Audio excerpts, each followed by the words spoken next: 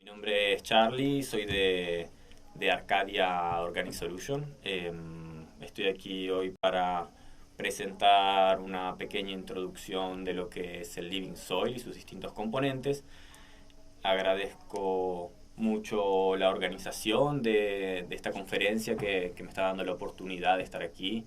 Y además la intención de la conferencia, que es una intención de crear una comunidad y de acercar a las personas información y conocimientos que no están a su alcance, em, pero, pero que son muy útiles y bueno, nada, comienzo con lo que es la introducción. Ahí.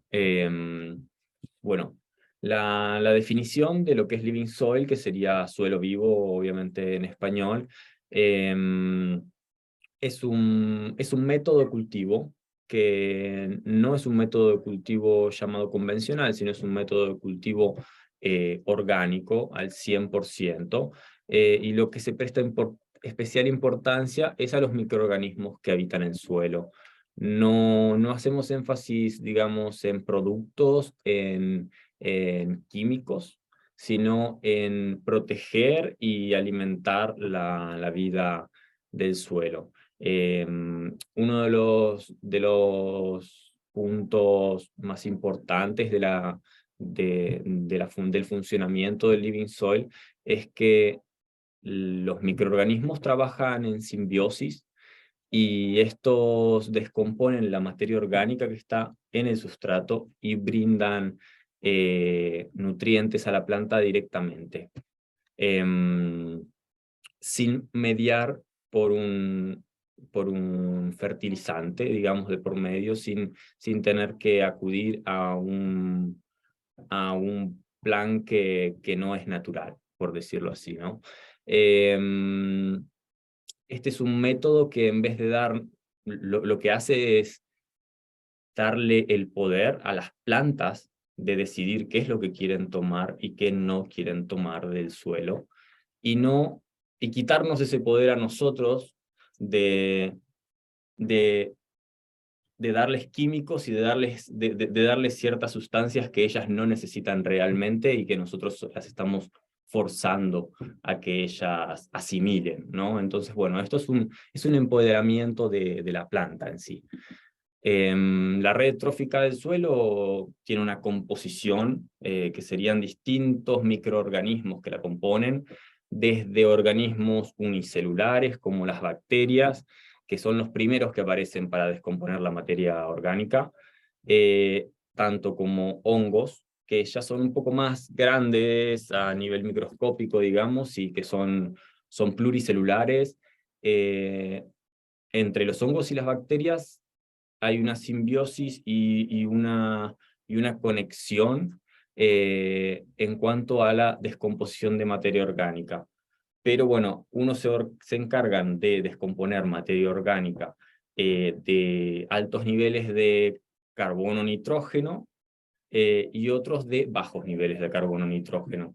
Los hongos, por ejemplo, al ser pluricelulares, eh, se, se agrupan y forman hifas que luego van creando un micelio, el micelio sería lo que nosotros podemos ver y lo que visiblemente podemos percibir sin necesidad de un microscopio. En cuanto a las bacterias, no forman una comunidad tan grande como para ser visible, por decirlo así. Seguimos con los protozoos, que serían el tercer escalón en cuanto a dimensión, por decirlo así, y están divididos en tres tipos, que bueno, tienen distintas formas, tienen distintos exoesqueletos, por decirlo así, que son los que determinan esa división entre flagelados, amebas y ciliados. Quizás las amebas son los más conocidos como de nombre, pero bueno, los protozoos son tres tipos. Y luego, para finalizar, tenemos los nemátodos, que normalmente están asociados a una negatividad, ¿no? Es como el nemátodo, solo el nemátodo que come raíces, pero en realidad tenemos 4 tipos de nemátodos. Hay algunos que se alimentan de bacterias, otros que se alimentan de hongos, otros en tercer caso que sí, es verdad, se alimentan de raíces, y hay un cuarto que son depredadores de otros nemátodos, solo comen otros nemátodos, que son los que van a mantener el balance de nemátodos en el sustrato normalmente. Bueno, acá tenemos una pequeña descripción gráfica de lo que es la red trófica del suelo, desde las bacterias y los hongos hasta los pájaros que serían, o los animales mayores que serían los últimos consumidores. Ahí pueden ver un poco claramente cómo están los 5 niveles. Digamos que yo anteriormente expliqué los primeros 4, el quinto sería ya los depredadores grandes que comen, digamos, estos nemátodos y estos artrópodos, que serían los pájaros y los animales mayores. Pero bueno, es una descripción bastante explicativa.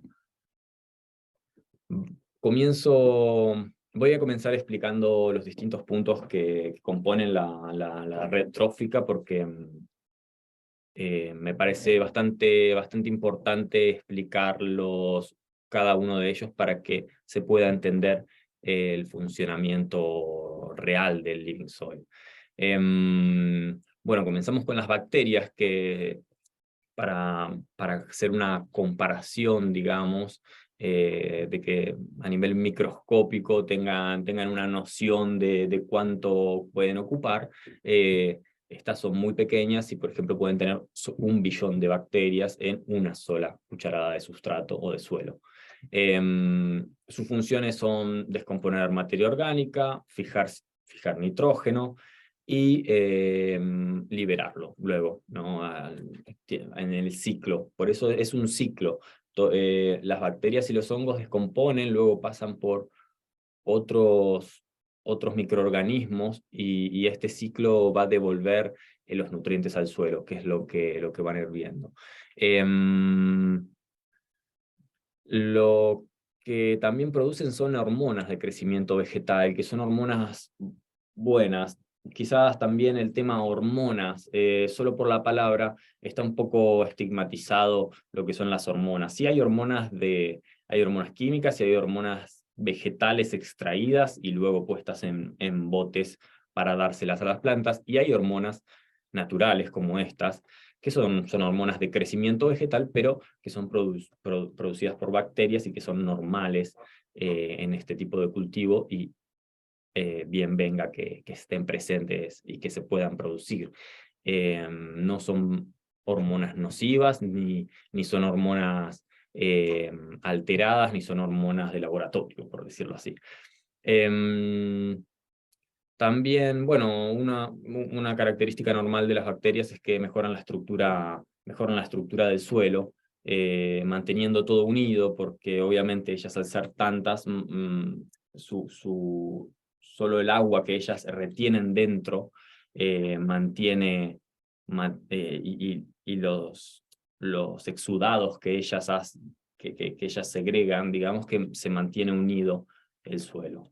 Y bueno, también son un importante refuerzo inmunitario para las plantas, porque esta simbiosis como que empodera el sistema inmunitario de las plantas, lo levanta, lo refuerza, y es algo muy importante para la planta tener bacterias, digamos, en su medio de cultivo.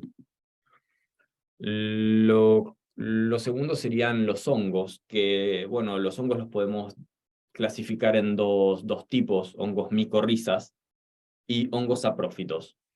Las micorrizas son bastante conocidas en todos los ámbitos de cultivo actualmente, bueno, por su poder de asociar el hongo y la raíz de la planta. Es como una extensión a la longitud que tiene que tiene el sistema radicular de la planta y le permite absorber más nutrientes y más agua en zonas mucho mayores. Casi todas las plantas forman relaciones simbióticas con micorrizas. Hay plantas específicas para algunas micorrizas que digamos que ensamblan perfectamente, y hay otras que entre ellas no son compatibles. Entonces hay ciertos tipos de micorrizas que van bien con ciertos tipos de plantas, ya sean árboles perennes, arbustos o ya sea hierbas o vegetales. Son distintos tipos las micorrizas necesarias. También están divididas en dos categorías, como endomicorrizas y ectomicorrizas, que lo que sería la endomicorriza tiene una conexión un poco más profunda con la raíz de la planta, digamos que penetra la pared radicular y consigue una simbiosis mucho más profunda con la planta. La ectomicorriza, en cambio, se sitúa, digamos, en la rizósfera externa de la planta, y son muchos hongos que también podemos ver que luego que crece el micelio también sale un hongo, digamos, visible, grande, una seta, que luego va a producir esporas para reproducir esta ectomicorriza. Es algo bastante común. En cambio, los hongos saprófitos son los encargados de descomponer materia orgánica, igual que el común de las bacterias. Dentro de estos podemos encontrar algunas categorías. La más conocida es los actinomicetos, que son excelentes descomponedores de materia orgánica, liberadores de oxígeno, probióticos, producen antibióticos y probióticos para la planta. La verdad que es un pilar esencial para este ciclo de nutrientes, ¿no? Es algo que brinda el olor de la tierra, porque estos son los hongos que normalmente cuando te acercas a la tierra o al suelo y sientes ese olor peculiar de tierra, digamos, es por la presencia de este tipo de hongos. Normalmente descomponen materia vegetal leñosa. En cambio, las bacterias descomponen materia vegetal mucho más blanda, con otros ratios de nitrógeno que este, digamos. Bueno, los hongos saprófitos pueden retener nutrientes en su interior, y cuando ellos mueren o se hacen... sí, bueno, cuando mueren o son absorbidos o comidos por ejemplo, un nemato o un protozoo o alguno de la cadena, digamos, un poco más grande, ellos derivan esos nutrientes a la cadena sucesiva, digamos, o si mueren en la tierra, liberan esos nutrientes en el sustrato. Pero bueno, son como un contenedor de nutrientes. También ayudan a mejorar la estructura del suelo porque ayudan a mantenerla junta. Estas hifas o estos micelios que se crean mantienen el suelo unido. Bueno, pueden descomponer ocasionalmente ciertos contaminantes en el suelo, incluyendo materiales radioactivos. Hay pruebas que este tipo de hongos también sirven como descontaminantes para ciertas zonas bueno, desgraciadamente tuvieron algún contaminante radioactivo, ¿no? Los protozoos serían los siguientes en la cadena de tamaño, digamos, ¿no? Están divididos en tres fases y... Sí, están divididos en tres fases y bueno, existen muchas diferentes variedades. Al alimentarse de bacterias y de hongos, liberan muchos nutrientes, entonces ellos son los siguientes en la cadena luego de la bacteria y del hongo. Ellos son los encargados también de regular la población de bacterias, porque al ser un depredador de ellas, obviamente regulan la población de las mismas.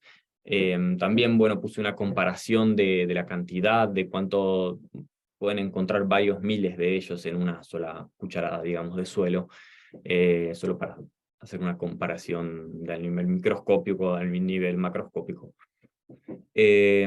Aumentan la porosidad del suelo porque ya al ser mucho más grandes que las bacterias y que los hongos, estas crean espacios y aumentan la porosidad del suelo, por lo tanto oxigenación y retención, penetración de humedad. También son fuente de alimento para otros microbios como lo son los nemátodos o los artrópodos, que ya son otro nivel, ¿no? Bueno, los nemátodos también podemos diferenciarlos en varios tipos. Existen 4 tipos de nemátodos, y bueno, en realidad ahí puse una relación de nemátodos consumidores de bacterias contra nemátodos consumidores de hongos y nemátodos consumidores de de raíz o de otros nemátodos y otros protozoos. La clave del ciclo de nivelación de nutrientes es que todos estos pasajes que yo he ido nombrando estén presentes en el suelo y brinden ese ciclo nutritivo desde la descomposición de la materia prima hasta este nivel que sería ya el nemátodo siendo alimentado por toda la cadena, y luego viene un artrópodo que se va a alimentar de este nemátodo y la cadena va a seguir hacia arriba.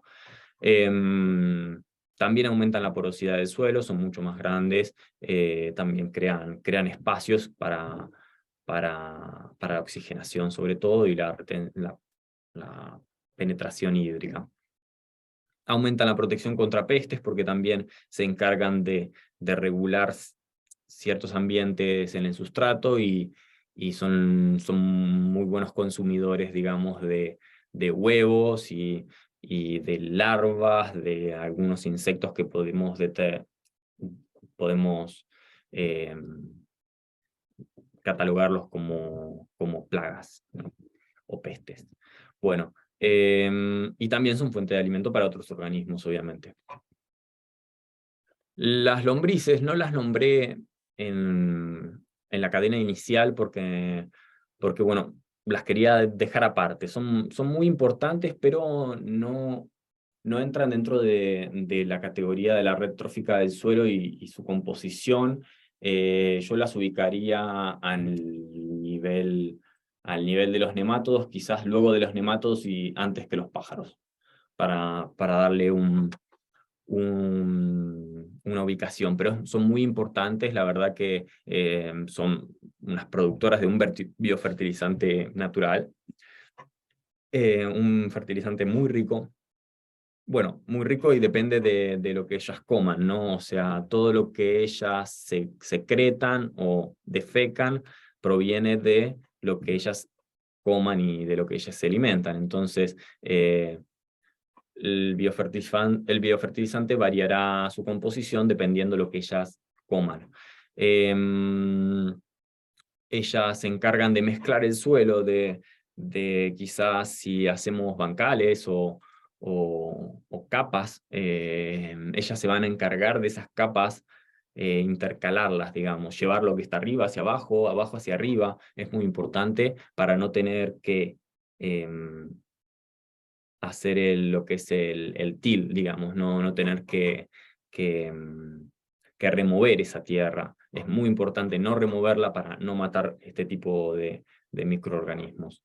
Obviamente mejoran la infiltración de agua porque ya crean canales para esta infiltración y para la contención también del agua, y estimulan la actividad de otros microbios y de bacterias con sus secretaciones, con sus heces, obviamente, y bueno, crean ambientes mucho más confortables para otros microorganismos.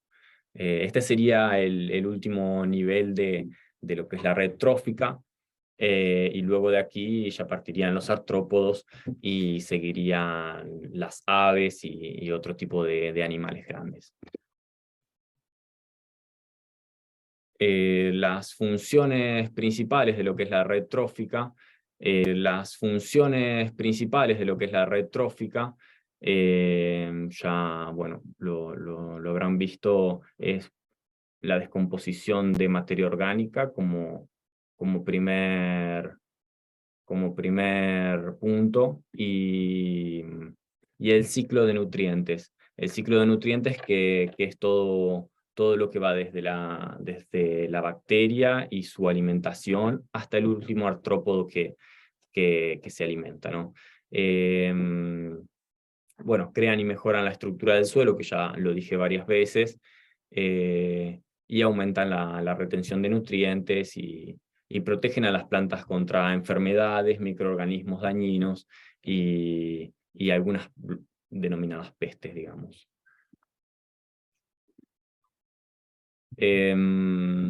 Bueno, hay algunas prácticas que pueden ocasionar un impacto negativo sobre estos microorganismos, y es importante señalarlas para evitar, digamos, este tipo de prácticas y no impactar negativamente sobre los microorganismos del suelo.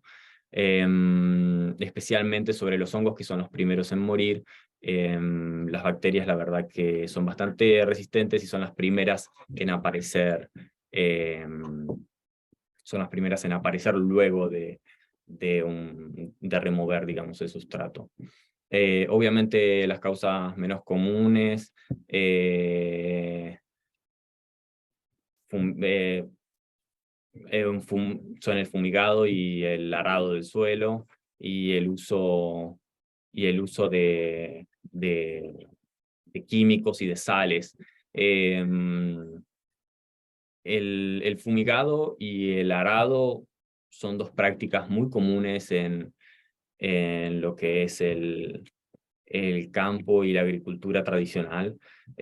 Son dos prácticas que se vienen repitiendo mucho en los últimos años, y que están normalizadas por el común de la gente, ¿no?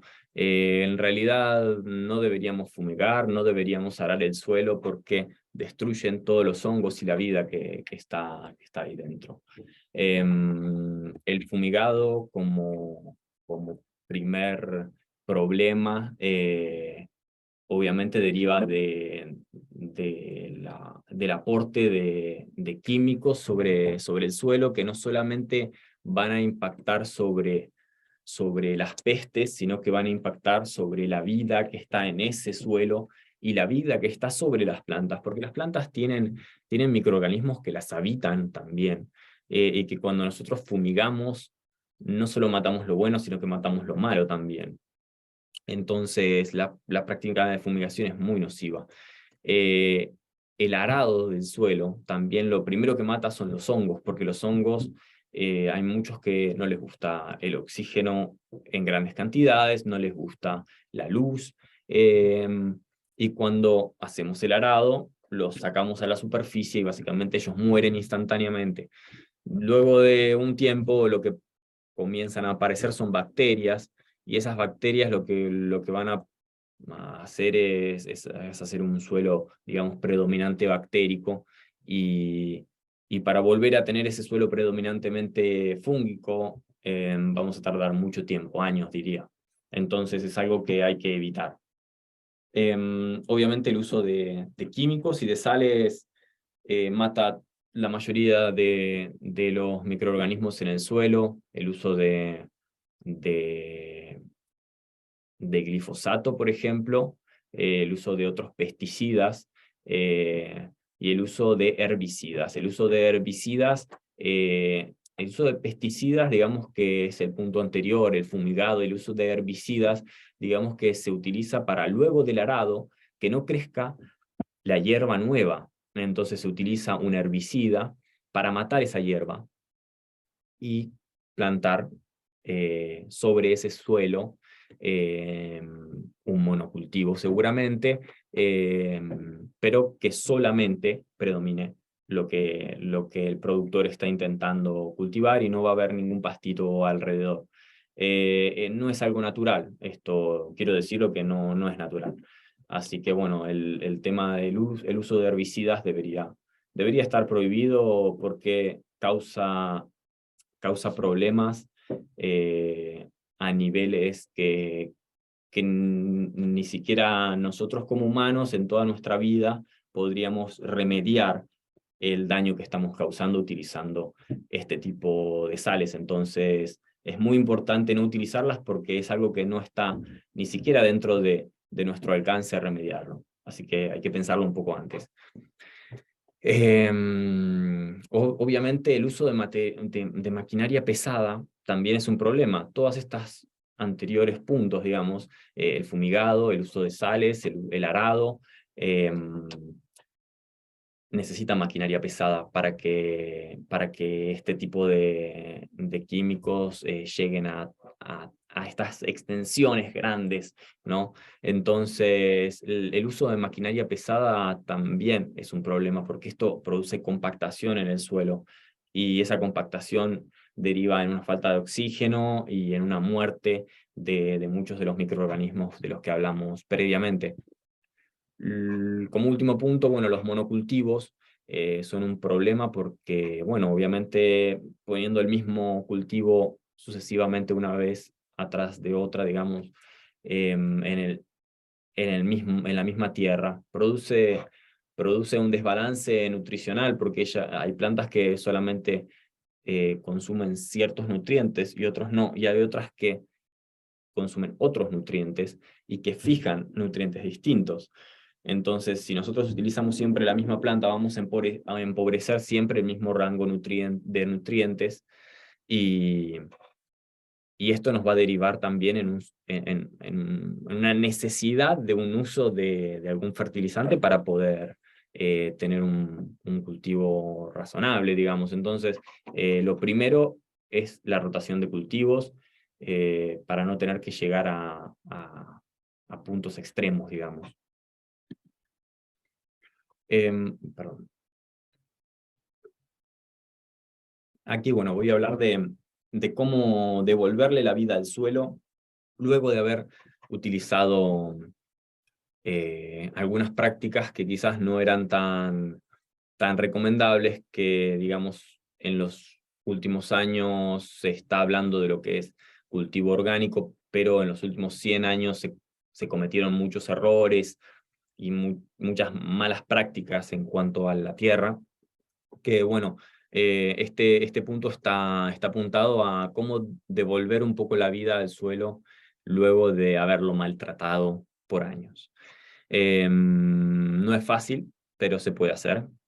Y bueno, lo primero sería obviamente el compost. El compost tan nombrado compost, que obviamente es muy saludable, es algo aeróbico, es una descomposición que es oxidativa de toda la materia orgánica que se pone dentro, y la importancia del compost es su oxigenación para una descomposición aeróbica y su control de temperatura también para una descomposición con un rango de bacterias adecuado, porque si se pasa la temperatura ellas mueren, entonces siempre hay que mantener el volteo y es algo muy importante del compost, pero es la base, digamos. El compost es,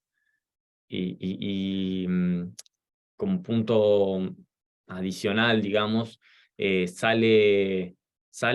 compost sale de los descartes, digamos, de lo que nosotros reciclamos. Entonces, imagínense poder devolverle la vida al suelo con lo que hace algunos años se denominaba un descarte, ¿no? A ver, obviamente que se necesita de diversos materiales que brindan la diversidad de microorganismos dentro del compost, como materias más amaderadas o materias más blandas, digamos, como hierbas o pastos frescos. Como método de aplicación, digamos, del compost, tenemos la aplicación física, digamos, de la materia, de la materia sólida, que la podemos aplicar alrededor, digamos, de la planta, o podemos aplicarlo líquida. La aplicación líquida sería mediante un compost tea o un compost extract, que bueno, el compost tea es una oxigenación, digamos, de este compost y una reproducción de estas bacterias en un medio líquido. Y una mayor concentración de microorganismos en un contenido de líquido bastante pequeño. Bueno, aquí hice una explicación más o menos de lo que es el compostí, el extracto y sus beneficios. El compostí tiene que ser activado durante unas 12 o 36 horas, dependiendo de la temperatura y del tipo de té que se quiera obtener, si es un predominantemente fúngico o predominantemente bacteriano. El compostí obviamente es alimento para la reproducción de microorganismos y también alimento para la planta en sí. Es, obviamente se necesita de oxígeno para airearlo y mantener estos microorganismos en reproducción constante. En cambio, en el extracto es algo mucho más rápido, se puede solamente lavar el compost, digamos, dentro de una bolsa, con el agua y regar con esa agua, o dejarlo activando, pero por un máximo de 2 horas. Se recomienda una aplicación foliar de lo que es compostí y un riego por lo que es el extracto por su alto contenido de hongos, ¿no?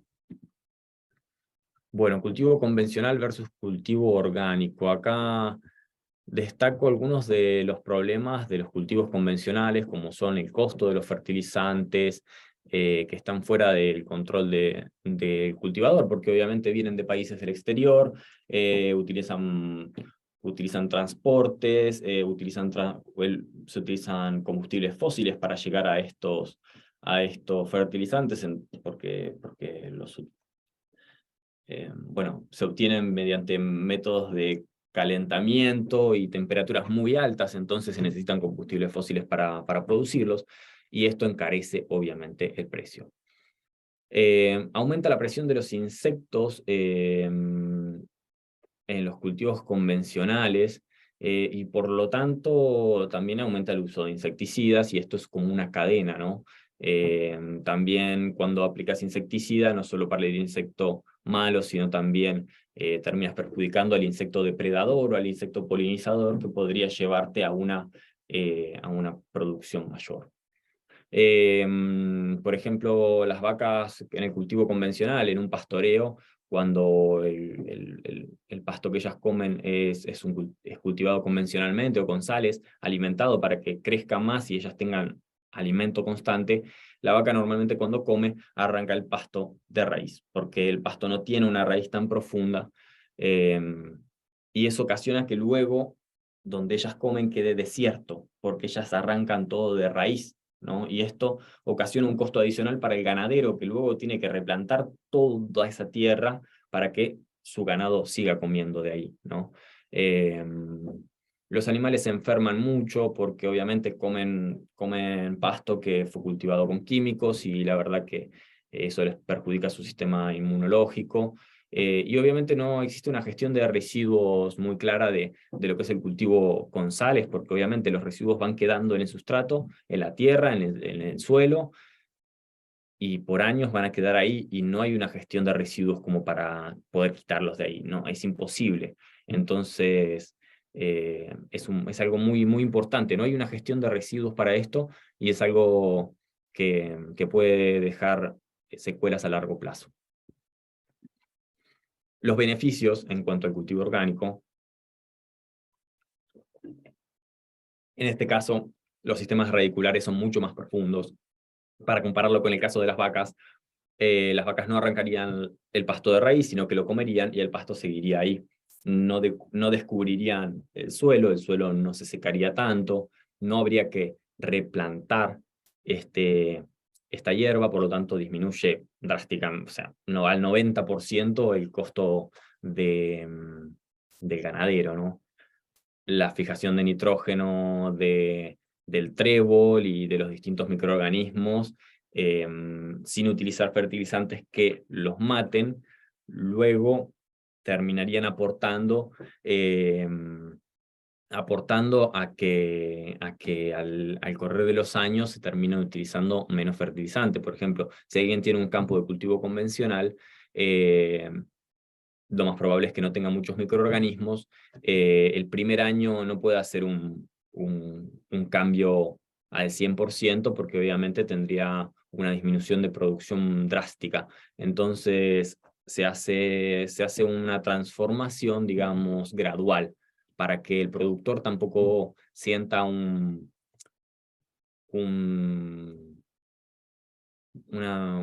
malestar, digamos, o que el productor no sienta que está perdiendo dinero en esos años de transformación. Obviamente, por medio del compost, convertimos los desechos, digamos, en nutrientes. Esto es lo más destacable de esta técnica. Y obviamente la técnica de chop and drop, que sería cortar la hierba y dejarla ahí para que ella misma se descomponga y aporte al suelo los nutrientes necesarios. Obviamente tenemos un cultivo mucho más limpio porque las plantas tienen un sistema inmunitario mucho más fuerte porque están conectadas con los microorganismos, con las bacterias, con los hongos que están todo el tiempo intercambiando información, secreciones y hasta antibióticos naturales que son intercambiados desde los hongos y las bacterias hacia las plantas y viceversa. Bueno, la salud y la fertilidad del ganado en general, comparándolo también para los productores ganaderos, no solo los productores agrarios, digamos, de cultivo, también aumenta la fertilidad, por lo tanto van a ver un aumento de su número de cabezas de ganado en el correr del tiempo.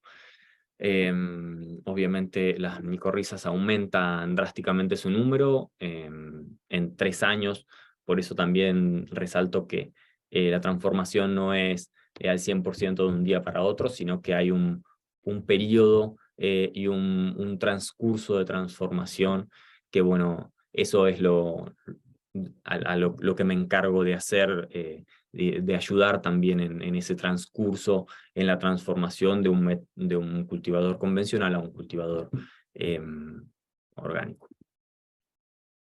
El impacto en el mercado del cannabis.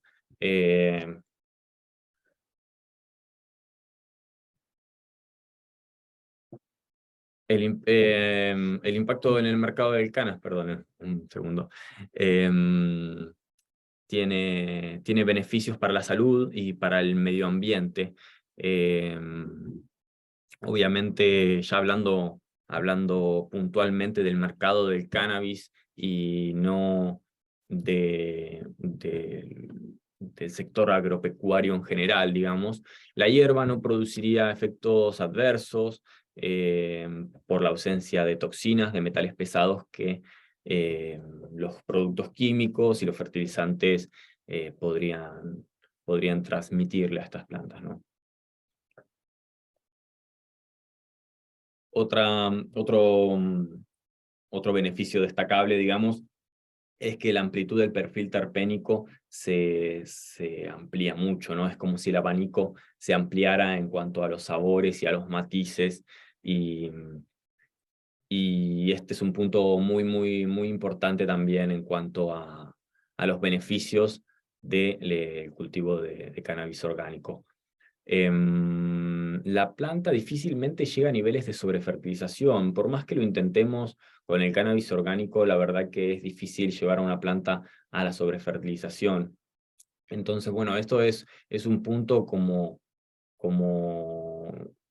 para resaltar también la salud de la planta, ¿no? No solo como en el primer punto que aporta a nuestra salud personal como consumidores, para la ausencia de toxinas y de metales pesados hacia nosotros, sino que la planta también tiene ese mismo privilegio, digamos.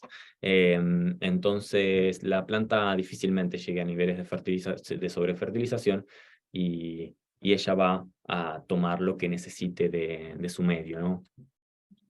Obviamente reducimos el impacto ambiental porque no estamos dejando ningún residuo, ningún residuo, o reducimos drásticamente los residuos, ¿no? O estos residuos pueden ser compostables y reutilizables. Fomenta también la biodiversidad en general en la tierra, desde todos los aspectos, desde el más pequeño de los hongos hasta las bacterias, los artrópodos y todo la vida que compone el suelo, obviamente. Otro punto que me gustaría resaltar son el beneficio en las extracciones, porque bueno, en el mercado del cannabis las extracciones ocupan un lugar muy importante, y bueno, resalté algunos puntos para diferenciar el cultivo convencional del orgánico. La verdad que en el orgánico al producirse más grasas y más aceites durante la floración, digamos que la textura de la resina tiene otra textura la resina, porque tiene más grasas, más lípidos, y es distinta de la textura de una resina hecha con productos convencionales. Se amplía mucho el abanico de cannabinoides, terpenos y flavonoides, porque en las extracciones lo primero que se siente obviamente es el terpeno, pero también importa, bueno, los flavonoides también van a aportar a ese perfil, y obviamente el efecto que va a tener en sincronía con los cannabinoides. Y la cantidad de resina aumenta, porque obviamente aumenta la producción de cannabinoides y aumenta el abanico de cannabinoides. No solamente vamos a tener unos cannabinoides acotados, sino que vamos a exponer al 100% lo que es la genética que estemos cultivando, y esta genética se va a, a, a desarrollar y va a dejar ver su potencial, su máximo potencial genético, por decirlo así. Y esto va a aportar una máxima producción de cannabinoides, no necesariamente THC, pueden ser otros cannabinoides que compongan el abanico, y en el caso de los terpenos y los flavonoides, obviamente crean estas capas y bueno, se nota en el sabor, se nota mucho.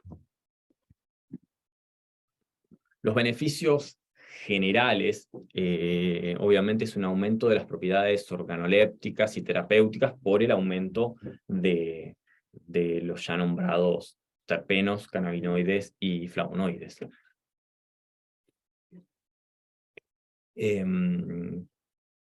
También esto deriva en un aumento de la calidad del producto final. Entonces, aumentando los cannabinoides, los terpenos y los flavonoides, aumentamos la calidad final del producto también, sin tener ningún tipo de efecto adverso, como en otros casos, comparándolo, ¿no? Obviamente la sinergia que se produce en el cultivo orgánico y la red trófica aumentan la productividad, la cantidad, porque la planta va a tener todo lo que necesita, el 100% de sus necesidades a su alcance, y ella va a tomar lo que ella necesite. Entonces, la cantidad en condiciones óptimales del living soil es mayor que la cantidad que se puede hacer con un cultivo químico. Comparo siempre cultivos en tierra, en suelo o en sustrato. No hablemos de hidropónica porque, bueno, es otro mundo, y digamos que son otros parámetros, ¿no? La combinación del aumento, obviamente, de la calidad y la producción, y obviamente los costos inferiores, porque un punto muy, muy importante es que el costo es mucho menor que el del convencional. Si bien quizás la inversión inicial puede ser un poco mayor en algunos casos, no necesariamente siempre, el mantenimiento es mucho menor el costo, y obviamente nos va a llevar a una resa, a una ganancia mucho mayor. La combinación de estas tres cosas, ¿no? Calidad, cantidad y precio, coste. Si podemos englobar las tres, lo que obtendríamos es una competitividad mucho más alta en el mercado, porque si tenemos la calidad, tenemos la cantidad y tenemos menores costos, podemos ser mucho más competitivos en el mercado. Pero es muy importante respetar todos los pasos del Living Soil y respetar toda esta simbiosis y no intentar, digamos, combinar ciertas técnicas porque siempre terminan perjudicando los microorganismos, siempre terminan perjudicando a algún sector de este círculo de nutrientes, ¿no? Bueno, nada, hasta aquí llegamos. Esa es toda la presentación de lo que es el Living Soil. Sería una pequeña introducción con algunos beneficios, algunas desventajas del cultivo convencional. Obviamente una comparación con el cultivo convencional porque había que hacerla para marcar realmente la diferencia entre una práctica y otra. Y bueno, nada, desde Arcadia queremos brindar acompañamiento, asesoramiento a todas aquellas personas que quieran transcurrir este camino, digamos, de transformación entre el cultivo convencional y el cultivo orgánico. También asesoramos a todos los cultivadores que recién estén empezando y estén en sus primeros pasos, disponibilidad total. Y, y bueno, eh, aquí les voy a hacer una pequeña presentación de lo que es Arcadia. La verdad que nosotros nacemos para brindar un soporte a los canabicultores de la isla, tanto los que comienzan como los que ya están cultivando desde hace tiempo, pero lo hacen con orgánico y quizás es un orgánico mixto, por decirlo así, y sobre todo con las personas que están haciendo la transición hacia el cultivo orgánico 100%. Tenemos a disposición nuestro tiempo, conocimientos y obviamente algunos productos que van a ayudar a mantener esta diversidad y este funcionamiento. Nuestro objetivo, digamos, sería llevar a los cultivadores a una competitividad mayor, a los cultivadores orgánicos, a una competitividad mayor en el mercado que no están teniendo frente a cultivadores convencionales o cultivadores químicos, por decirlo así. Entonces, la verdad que el objetivo es aumentar la competitividad del productor orgánico, aumentando calidad, cantidad, reduciendo costos. Es todo un pack, digamos. Pero bueno, lo que está muy difícil en el mercado actual es la competitividad de frente a lo que es el cultivo convencional por la cantidad más que nada y por los tiempos. Entonces, si llevamos a cabo un cultivo cuidado orgánico al 100% y, y sin, digamos, desviarnos, podemos obtener una cantidad, una producción mayor y podemos ser competitivos. Pero cuando intentamos hacer una mezcla, no funciona muy bien. No funciona muy bien, lo digo por experiencia, y la verdad que hay que ser decididos y drásticos al momento de emprender el cambio, digamos. Obviamente tenemos disponibilidad total, tenemos un compromiso con el medio ambiente muy fuerte, toda nuestra producción es local, 100%, es artesanal porque la preparamos nosotros con nuestras manitos. También, bueno, el objetivo obviamente es crear oportunidades en el mercado, tanto para otros cultivadores como para bancos de semillas, y nada, ahora hago una pequeña descripción de los productos que tenemos disponibles, que serían varios productos líquidos fermentados, tanto desde bioestimulantes orgánicos como un complejo de aminoácidos, un enzimático y un booster de floración y un pK que en realidad no es tan pK, sino que son más carbohidratos y lípidos. Al que le interese más sobre esto, estamos a disposición completa y tenemos información de todos nuestros productos y bueno, pueden contactarnos directamente. También tenemos una segunda gama, digamos que sería el Five Spray, el Magic Bottle, que son foliares, y luego nuestros sólidos, que sería nuestro sustrato, Organic Living Soil, nuestro compost tea, que es nuestra base nutricional, nuestra base semanal nutricional, y nuestro bokashi, que es nuestro producto por excelencia, que es nuestro bokashi, que es un fermentado sólido y que va mezclado con el sustrato. Bueno, espero que les haya gustado lo que es la presentación, un placer, y muchas gracias por escucharnos y por estar ahí.